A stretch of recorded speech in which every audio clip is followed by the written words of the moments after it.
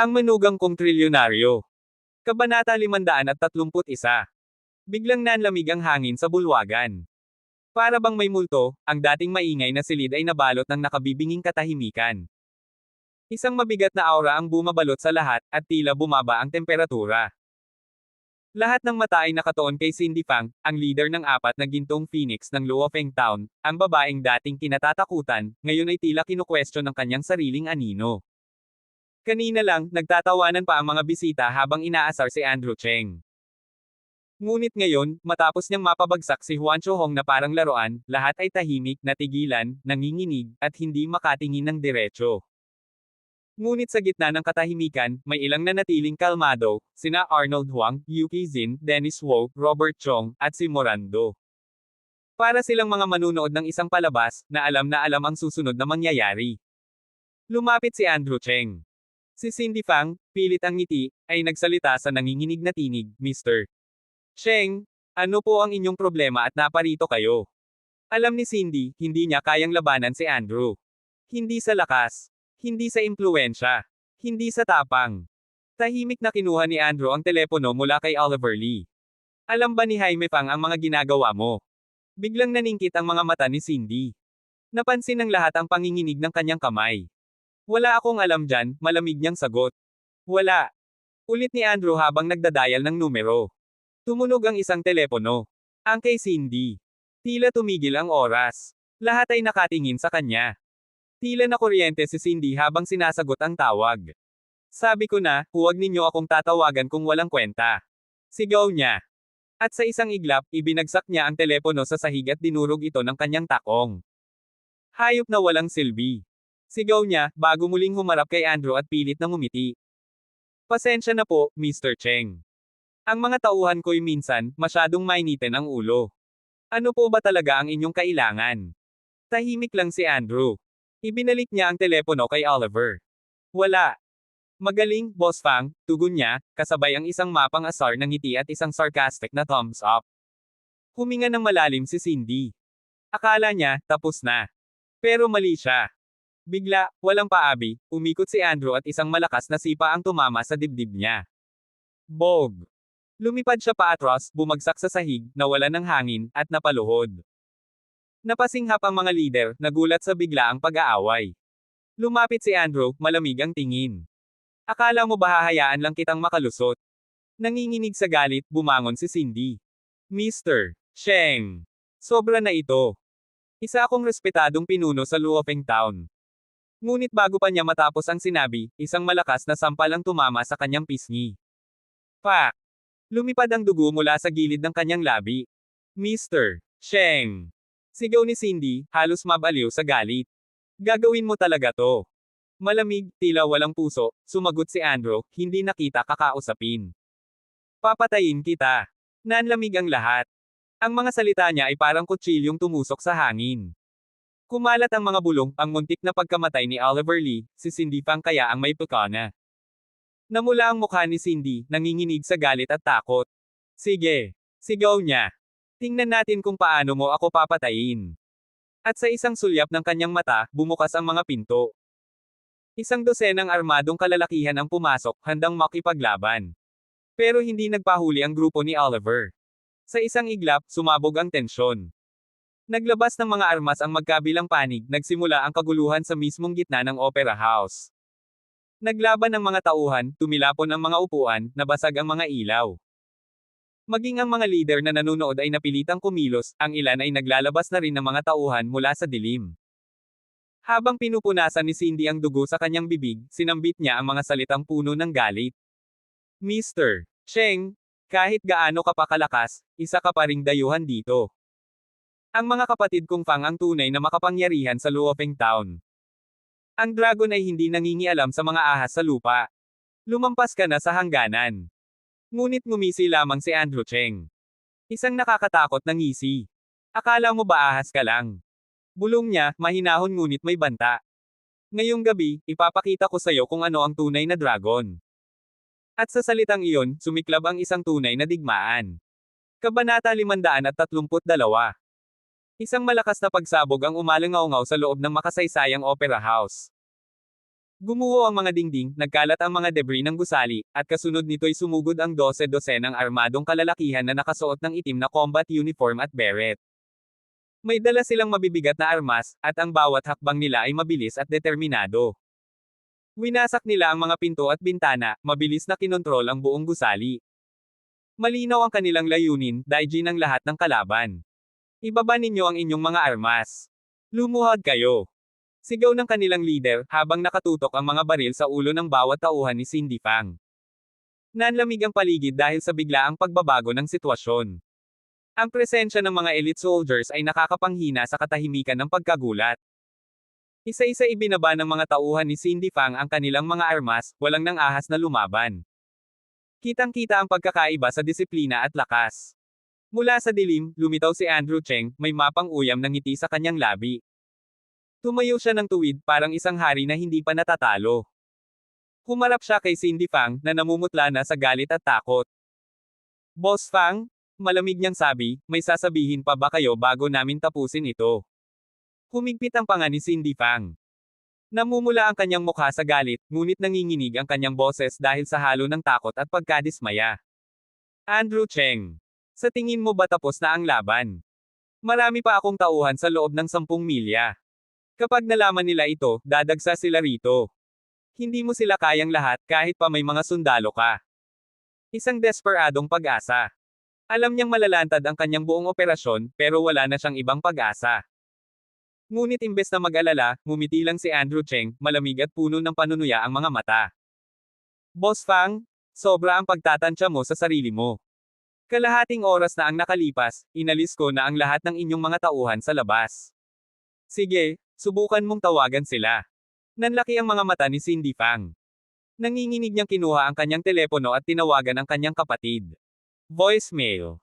Muli siyang tumawag, at sa pagkakataong ito, isang hysterical na sigaw ang narinig niya. Sister, tumakas ka. Nahuli na nila tayo. Lahat tayo. Wala kang matatakbuhan. Nanghina si Cindy Fang. Nanginginig ang kanyang mga kamay habang umaatres, at unti-unting tumulo ang malamig na pawis sa kanyang noo. Napagtanto niya, hindi ito simpleng away ng mga sindikato. Ito ay isang ganap na pananakop. Flashback, kalahating oras na ang nakaraan, isang utos mula kay Andrew Cheng. Linisin ang paligid. Huwag hayaang may makatakas. At parang isang malakas na bagyo, sinakop ng kanyang mga tauhan ang buong Luofeng Town. Tahimik ngunit mabisa ang pagkilos ng mga operatiba. Dinakip ang mga kasamahan sa mga bar, KTV, billiard halls, nightclub, pati ang mga tindahan sa mga eskinita, walang nakaligtas. Team 1, secured. Team 2, secured. Team 13, secured. Sunod-sunod ang mga ulat ng tagumpay. Sa loob ng Opera House, isa-isang nawala ng pag-asa ang mga lider. Nahulog na sila sa patibong. Napalilibutan sila, walang pagtakas. May isang sumubok na tumawag ng tulong pero wala ng signal. Pinatay ang komunikasyon. Isang sinadyang paghihiwalay. Naglakad si Andrew palapit, dahan-dahan, parang isang tagapagpatupad ng batas. Sa isang pitik ng kanyang daliri, bumukas ang pinto at pumasok ang mga duguan at nakaposas na lalaki, mga reserbang tauhan ng iba't ibang lider. Pinilit silang pumasok, tinulak ng mga sundalo. Duguan, basag ang mukha, sugatan ang katawan. Ang kanilang presensya ay isang hatol na. Nagsigawan ang mga lider. Andrew Cheng. Demonyo ka. Hindi ka makakatakas dito. Bata ka pa. Hindi mo alam ang kalaban mo. Ngunit hindi natinag si Andrew. Sa halip, kinuha niya ang isang Desert Eagle mula sa kanyang likuran, at itinapon ito sa gitna ng sahig. Klang! Tunog ng isang huling desisyon. May dalawang pagpipilian kayo, malamig niyang sabi. Sumuko at mabuhay, o lumaban at mamatay. Pumili kayo. Ngayon. Tahimik ang lahat. Si Andrew Cheng, hindi na lang basta isang manugang. Isa na siyang puwersang hindi mapipigil. At silang lahat. Mga patak lang ng ulan sa gitna ng kanyang bagyo. Kabanata 533. Umalangaw-ngaw sa bulwagan ang mga sigaw na puno ng galit. Maglakas loob ka, Andrew Cheng. Akala mo ba matatakot kami? Hindi kami basta-basta. 12 kami. Isa ka lang. Kung magkakaisa kami, matatalo ka rin. Kumulo ang tensyon sa silid, tila sa'y subog anumang oras. Ramdam na ramdam ang takot sa hangin. Ang kay-abangan ni Andrew Cheng ay tila laso na unti-unting kinakain ang katinoan ng lahat. Hindi niya iginalang ang kapangyarihan ng iba, nanatili siyang kalmado kahit nakaharap niya ang mga leader ng malalaking grupo sa bansa. Ngunit biglang huminto ang lahat, parang tumigil ang oras. Mula sa kanyang kinatatayuan, tinitigan ni Andrew ang bawat isa. Isa-isa niyang sinuri ang mga mukha. At sa bawat tingin niya, nadarama ang lamig ng kamatayan. Tahimik niyang ipinaalam ang kanyang determinasyon, ang kanyang kakayahang pumatay ng walang pag-aalinlangan. Ang kanyang mga mata, mabigat, malamig, at puno ng paghuhusga. Pasensya na, kalmado niyang sabi, walang bakas ng kaba, pero mga sunod sunyerin lang kayo. At gaya ng sinabi ko, 2 pagpipilian. 10 minuto. Sunod-sunod na yapot ng mga armadong sundalo ang umalangaw-ngaw. Umupo sila sa likuran ng bawat leader, ang mga baril ay nakatutok sa kanila. Para silang mga hayop na nakatali na sa bitag. Walang hiya ka, Andrew. Sigaw ng isa. Hindi mo ito matatakasan. Huwag mong subukan ang pasensya namin. Papatayin kita. Ngunit sa bawat banta, lalong lumalapad ang ngiti ni Andrew, isang ngiting hindi ng kasiyahan kundi ng panganib. Tumayo si Cindy Fang, ang babaeng kilala sa tapang at matalas na dila. Suot niya ang kanyang kulay abong suit na parang baluti ng isang matagumpay na negosyante. Ngunit bago pa man siya makapagsalita, sinipa siya ng isang sundalo. Napaluhod siya sa marmol na sahig. Isang malamig na bakal ang idiniin sa kanyang sentido. Tumigil ang lahat. Pati ang hangin, tila natakot. Nanginginig si Cindy. Ang kanyang kapangyarihan ay tila biglang nawala. Hindi siya maglalakas loob. Ngunit lumapit si Andrew, kinuha ang mga dokumento mula kay Oliver Lee. Tumango ito sa sundalo bago humarap kay Cindy. Huamao Group. Xingyu Club. Lahat ng ito, inihagis niya ang mga papeles sa paanan ni Cindy. Akin na. Nanlilisik ang mga mata ni Cindy. Pilit siyang tumayo, pero isa pang malakas na sipa ang nagpadapa sa kanya. Lumapit si Andrew, kinuha ang kanyang Desert Eagle, at dahan-daang idiniin ito sa ulo ni Cindy. Tahimik ang lahat. Isang maling galaw lang, putok ang susunod. MS. Fang, malamig ang tinig ni Andrew. Buhay o pera. Tila bumagal ang oras. Nakita ni Cindy ang pag-alis ng kaligtasan ng baril. Ang nakakapanghinang katahimikan ay nagbabadya ng kamatayan. Pipipirma ako, bulong niya, halos hindi marinig. Pipirma ako. Ngumisi si Andrew. Dahan-dahan niyang inilayo ang baril at tumingin sa iba. Sino ang susunod? Isa-isa, napilitang pumirma ang mga lider. Nanginginig ang kanilang mga kamay. Ang bawat lagda ay puno ng pagmumura, pagkadurog ng pride. Ang iba ay sumubok na umalis pagkatapos pumirma. Hindi pa tayo tapos, mariing sabi ng mga gwardya. Ano pa ang gusto mo? Pumirma na kami. Wala ka nang makukuha pa. Ngunit ngumiti lang si Andrew, mas malalim ang ngiti ngayon. Ang pinakamagandang bahagi ay paparating pa lang. Lumapit siya kay Cindy Fang, na namumutla na sa takot, tila naubos na ang lakas at kay-abangan. Boss Fang? Bulong ni Andrew? Pero matalim, hindi ka pa ba pumipirma? Naiiyak na si Cindy, pero pinilit niyang tumingin sa mga mata ng lalaki. Papatayin mo ba talaga ako, Andrew? Tumawa si Andrew. Isang malamig at puno ng panghuhusga na tawa. Noong sinubukan mong saktan ang asawa ko, dapat mong inasahan ang kapalit. Lumuha si Cindy sa gitna ng kanyang pagkadismaya. Sa Luofeng Town, wala pang naglakas loob na hawakan ako. Hindi mo alam kung sino ang nasa likod ko. Kumislot ang ngiti ni Andrew. Tingnan natin, kung maliligtas ka nila. Tumalikod siya saglit, saka muling tumango sa kanyang mga tauhan. Pira-pirisuhin ang mga buto niya. Napahiyaw si Cindy. Andrew. Huwag. May koneksyon ako kay Miss Riza. Hindi ka niya hahayaan. Papatayin ka niya. Pati pamilya mo, madadami. Ngunit isang mapang uyam ng ngiti lang ang isinagot ni Andrew. Miss Riza. Sana nga. Sana'y dumating siya sa oras. Pagkasabi niya'y lumapit ang mga gwardya. Habang papalapit sila kay Cindy, umalangaw-ngaw ang kanyang mga sigaw, halong galit, puot, at takot. At sa gitna ng kanyang mga sigaw, dumadagandong ang katahimikan sa bulwagan, isang katahimikang mas malakas pa sa putok ng baril. Kabanata 534. Ang pagdating ng Reyna. Isang nakakapangilabot na crack. Ang umalangaw-ngaw. Nabali ang buto sa braso ni Cindy Fang. Napasigaw siya ng ubod ng lakas, ang sakit ay parang apoy na kumalat sa kanyang katawan, habang ang pawis ay tumulo sa kanyang noo na parang ulan sa gitna ng bagyo. Andrew Cheng. Sigaw niya sa gitna ng pag-iyak at panginginig. Magbabayad ka. Hindi ka mapapatawad ni Rizza Cheng. Papatayin ka niya. Ngunit nanatili ang malamig at walang pakialam na ekspresyon ni Andrew. Isang tango lang ang ibinigay niya sa kanyang mga tauhan bilang senadorias na ituloy ang parusa. At sa mismong sandaling iyon, isang matinis at puno ng galit na tinig ang pumutol sa katahimikan. Tigil. Lahat ay napalingon. Tila huminto ang oras. Sa pinto, nakatayo si Rizza Cheng, isang imahe ng nakakatakot na kapangyarihan, nakasuot ng itim na trench coat na umaalon sa hangin, parang ang gabi mismo ang pumasok. Ang kanyang pulang stiletto heels ay tumama sa marmol na sahig na parang martilyo sa puso ng bawat isa. Ang kanyang mga mata, matalim, walang awa. Rizza Cheng, bulong ng ilan sa mga leader na tila naubusan ng hangin. Narito siya, ang reyna ng Yunjing. Tapos na si Andrew. Hindi niya kakayanin si Rizza. Ngunit imbes na kay Andrew, tiningnan muna ni Rizza si Cindy na nakahandusay sa sahig. May halong pagkasuklam at paghamak ang kanyang tingin. Walang kwenta. Basura, malamig niyang sabi. Isasalang ka na sa Fangchao Pavilion bilang babala. Rizza. Magkaibigan tayo. Pagmamakaawa ni Cindy habang gumagapang, pilit na inaayos ang kanyang nabaling braso. Tulungan mo ako. Kaya kung bumawi. Nandyan ang mga kapatid ko. Hindi pa huli. Ngunit ang titig ni Rizza ay parang yelong nanunuot. Dalhin siya, utos niya. Agad lumapit ang dalawang gwardya, ngunit. Sinabi ko bang pwede niyong dalhin siya? Malamig na tinig ni Andrew ang pumihil sa kanila. Nagtigil ang lahat.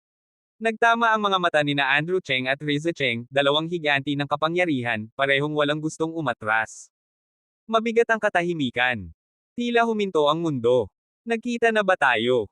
Tanong ni Rizza, may kutob na gumagapang sa kanyang isipan. Sa sahig, sumigaw si Cindy, Rizza. Siya ang young Master Cheng. Yung nagbid sa atin para kay Carlos Lu. Maikling tango ang sagot ni Rizza. Narinig ko na siya. Ngunit ngumisi si Andrew, mapangasar at puno ng panunuya. Nagbibiro ka ba, Rizza? Hindi mo ba naaalala yung gabi sa dressing room? Hindi mo yun basta makakalimutan. Parang bomba ang sumabog sa silid. Nagbulungan ang mga leader. May nakaraan sila. Anong ibig niyang sabihin? Nang itim ang mukha ni Cindy. Hindi, imposible. Mariing itinanggi ito ni Rizza. Kalokohan. Hindi kita kilala. Kung gayon, kalmadong sagot ni Andrew, bakit nanginginig ang kamay mo ngayon? Hindi umimik si Rizza. Hindi mo siya makukuha, kahit gusto mo, dugtong pa ni Andrew. Ang sinasaktan ko, akin ng basura. Nagngit-ngit si Cindy sa sahig. Andrew Cheng. Baliw ka. Walang sino man ang lumalaban kay Rizza Cheng. Gusto mong mamatay. Tiningnan lang siya ni Andrew, malamig na parang yelo. Dahan-dahan niyang inilabas ang Glock pistol mula sa kanyang baywang. Alam mo kung ano ang ayaw ko. Itinutok niya ito sa tuhod ni Cindy. Maingay na tao. Bang! Bang! Dalawang putok ang gumulantang sa buong silid. Napasigaw si Cindy habang nabasag ang kanyang mga tuhod, ang dugo'y tumulo sa marmol na sahig. Tahimik ang lahat. Walang gumalaw. Walang huminga. Ibinigay ni Andrew ang baril sa kanyang gwardya, kasabay ng isang mapanghamong ngisi. Tumahol ang aso mo, Rizza Cheng, aniya. At sinagot ko lang. Kabanata 535. Kitang-kita sa bawat kilos ni Rizza Cheng ang kanyang galit.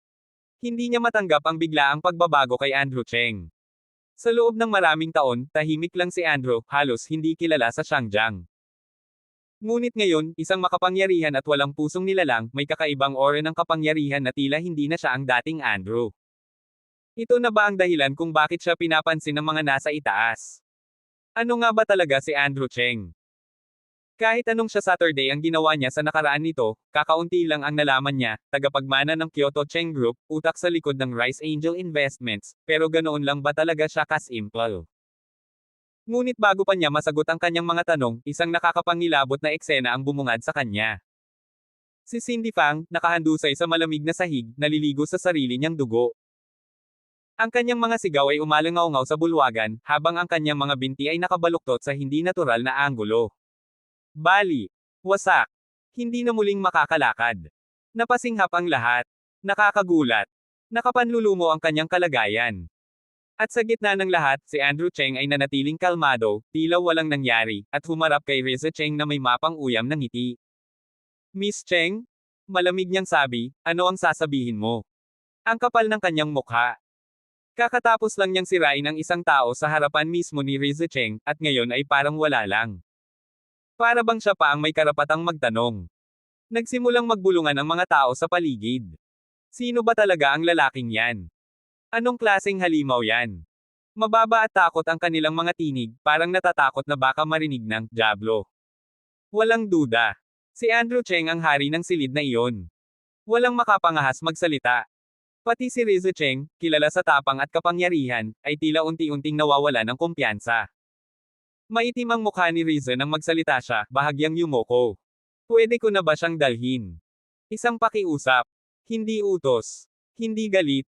Isang salita lang ang isinagot ni Andrew, malamig at walang emosyon. Hindi. At tila binura ang lahat ng hangin sa silid. Tahimik. Nakakabinging katahimikan. Si Andrew Cheng, hindi matitinag. Parang isang halimaw na nilikha ng digmaan, hindi kayang talunin ng batas, ni ng takot. Isang mandaragit na ayaw bitawan ang kanyang biktima. At sila, mga saksi lang na walang laban. Nagpakawala si Rizza ng huling pagtatangka. Si Cindy Fang ay nasa ilalim pa rin ng aking proteksyon. At kumakatawan ako sa isang mas mataas na kapangyarihan. Pag-isipan mo ang ginagawa mo. Ngunit ngumisi lang si Andrew, bahagyang inihilig ang ulo, parang natatawa sa banta. Tapos na ang laro ni Cindy Fang. Wala ka nang magagawa. Ang gusto kong malaman, Rizza, sino ba talaga ang tinutukoy mong mas mataas na kapangyarihan? Napakuyom ang kamao ni Rizza Cheng. Hindi lang galit ang nararamdaman niya, takot, pagkalito, at isang bagay na hindi niya inaasahang mararamdaman mula kay Andrew Cheng, pagkalugmok. At saka biglang bumukas ang pinto. Isang malakas na halakhak ang umalangaw-ngaw, nakakapangilabot. Miss Cheng? Anang isang matinis pero determinado na tinig, mukhang ikaw ay nalilito. Natatakot ka ba sa isang musmos na barumbado? Gusto kong makita kung sinong may tapang na Cheng mula sa Shangjiang ang kayang hamanin ang lahat dito. Pumasok ang isang grupo ng mga kalalakihan, maitim ang mga damit, mababagsik ang lakad, puno ng aura ng panganib. Sa unahan, isang lalaking may tradisyonal na kasuotang Chino, ang presensya ay halos kasing bigat ng silid. Isang tinig ang sumigaw, puno ng gulat at takot. Earl Fang. At para bang nahulog ang lahat sa bangin ng pagkilala. Isa siya sa pinakakilalang leader ng Red Gate, isang anino ng kamatayan sa rehiyong ito. Tumayo sina Robert Chong at Dennis Wu, nakalimutan na ang kanilang alitan. Sa harap ng Red Gate, lahat ng away ay nauurong. Ang mga leader sa paligid ay isa-isang yumukod, bilang paggalang, o takot. Tumitig si Earl Fang kay Andrew Cheng, at sa kanyang mga mata ay hayagang hamon. Kaya ikaw pala ang Cheng ng Shangjiang. Bulong nito, matalim ang tinig. Ibigay mo ang lahat, pagkatapos ay lumayas ka na sa lugar na ito. Bahagyang tumaas ang kilay ni Andrew Cheng. Ni hindi natinag. Ni hindi natakot. Oo, nagbago ang sitwasyon sa bulwagan, ngunit hindi ibig sabihin ay babagsak siya. Ngumisi si Earl Fang, mabangis. Tumatanggi ka pa rin. Ngunit mas mabangis ang ngiti ni Andrew Cheng. Kumislap ang kanyang malamig na mga mata, walang takot, walang pakiusap, walang awa. Earl Fang, bulong niya. Gusto mo na bang mamatay? Abangan ang mga susunod pang kabanata ng Ang Manugang Kong Trilyonaryo. For more updates, please subscribe to my YouTube channel and don't forget to like and share. Thanks for your support.